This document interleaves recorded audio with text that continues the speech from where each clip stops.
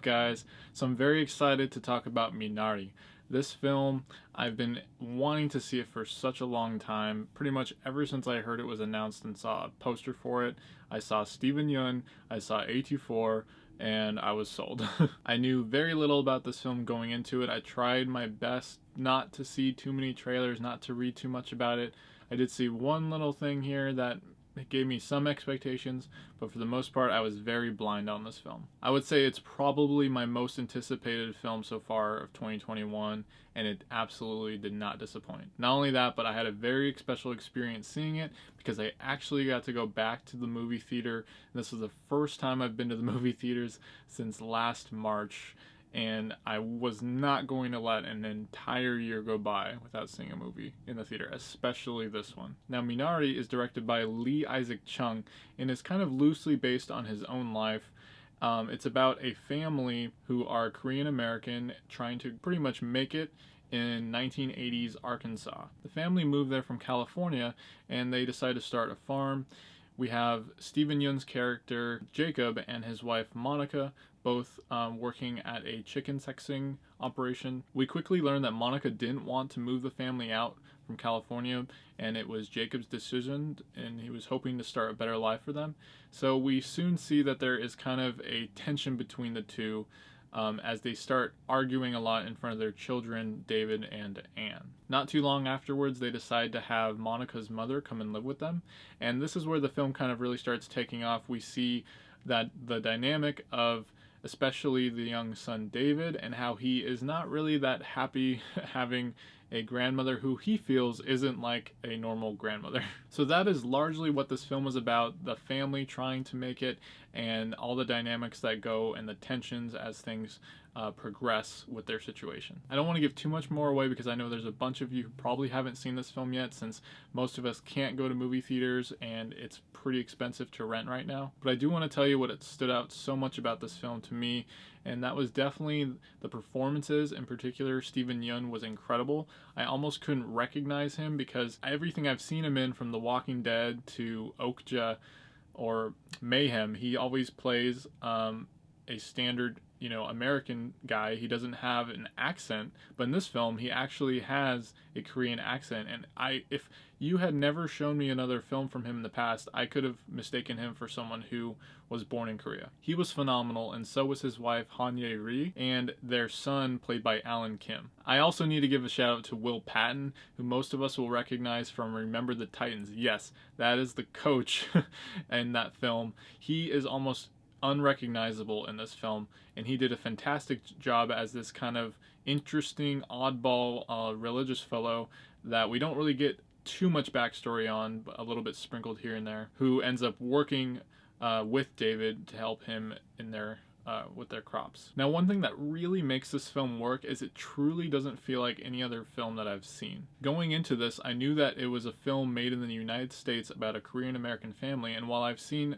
other films from South Korea, even though we have people on screen who are of Korean descent, it doesn't feel like that kind of a film. It feels like its own unique story. Now, that's partially because I don't think I've ever seen a movie that is about a Korean American family, and it also is a film that has kind of a message for just kind of what you would call normal during that time. The film attempts to show you what it was like in instances such as when the family goes to church, and how some of the children interact with their children, or the parents interact with the parents, and you definitely see a just different dynamic, especially because most of the characters in the film, other than them, are all white folk, and they have a very different dynamic to the way that they go about seeing the world. But what I really enjoyed about this film is that it feels very much like a slice of life. There isn't like an overarching problem that you can see coming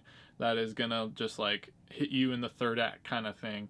There is struggle throughout the film, and there's issues throughout the film, but it doesn't feel like this big build up to this like grand third act kind of traditional storytelling that we are used to seeing in so many mainstream films. I think the music was really nice in this film too. It's pretty soothing at times, and I loved seeing the dynamic between the grandmother and David, especially.